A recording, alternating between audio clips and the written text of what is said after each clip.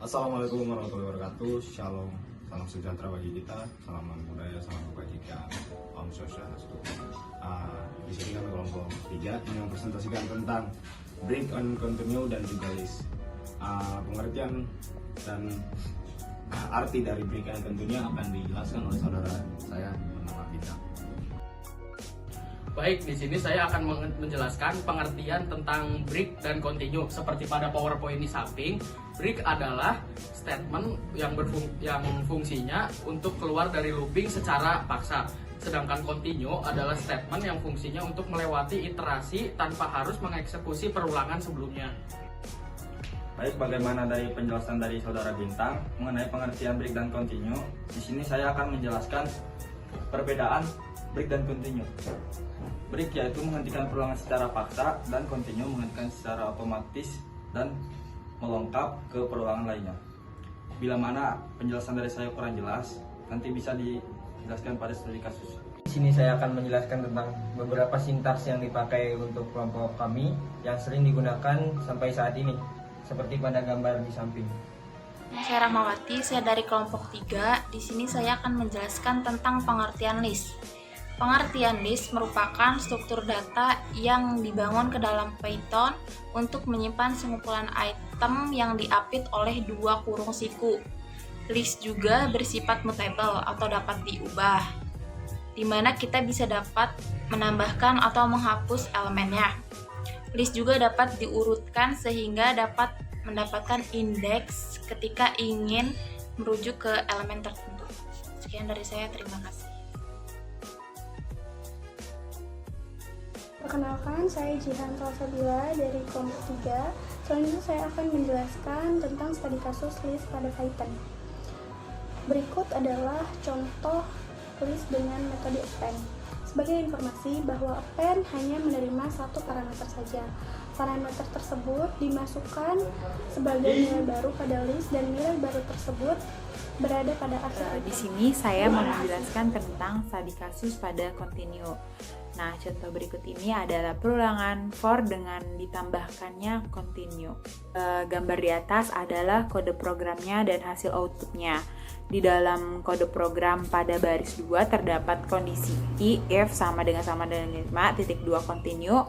Kondisi ini akan terpenuhi saat variabel kontur i berisi angka 5, hasilnya perintah print di baris 4 akan dilompati dan perulangan langsung pindah ke iterasi berikutnya, yakni variabel i akan berisi angka 6. Baik, saya di sini akan memperlihatkan contoh studi kasus atau program pada break. Bisa kita lihat pada presentasi atau PowerPoint kita di samping.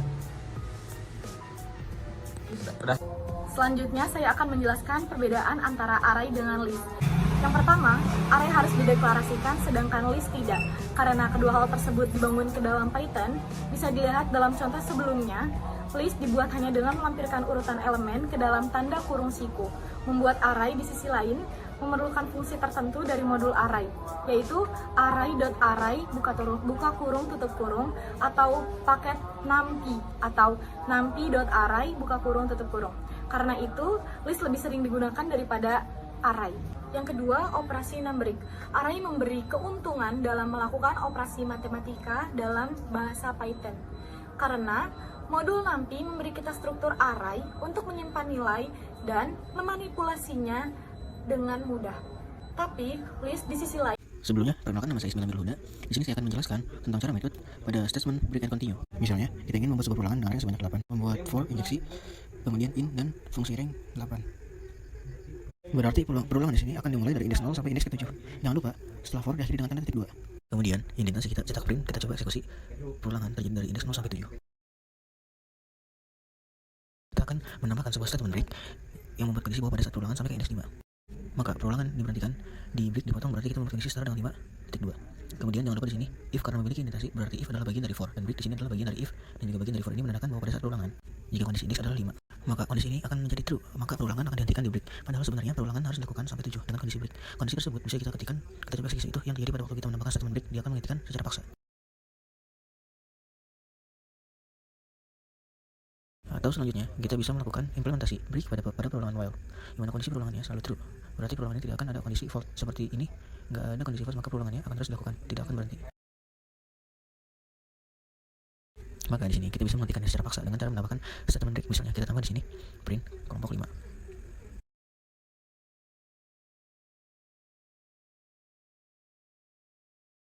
Ini kita akan tambahkan C, input, ulang lagi,